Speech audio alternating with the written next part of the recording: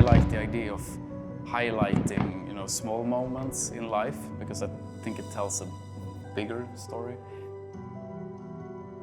I wanted to use poetry, and I knew I wanted to explore how you can make words visible and material and tangible. Everything I made for this exhibition was truly inspired by my time in Taipei, since I had no idea what it would be.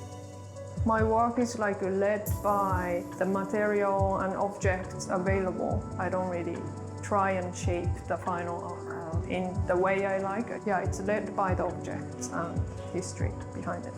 I tended to understand the Korean and Taiwanese post-avant-garde art through the influence of Western contemporary art.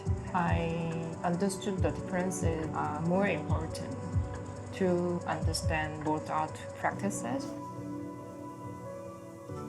Yeah, I mean, it's tricky, right? Of course, I have a lot of those times, and I think I try to remind myself that it's an important part of the process. Maybe also to remind myself that there's a critical voice that can be very critical sometimes, but it's also just a voice. I think it's really important to change the environment. For me, I will just get off of my table and take a walk. I can promise you that it works every time. When I face writer's block, I think the best way for me to get out of my writer's block is by consuming art.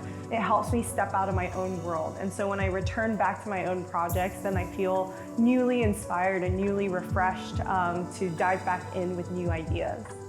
And I think, I don't know what it would have been like if I hadn't come here at all, but I feel like this idea was a nice surprise to me because I didn't know that I could do this. So I think it's more than what I hoped for, because I just hoped to do an exhibition, and I'm actually happy with the project that came from it.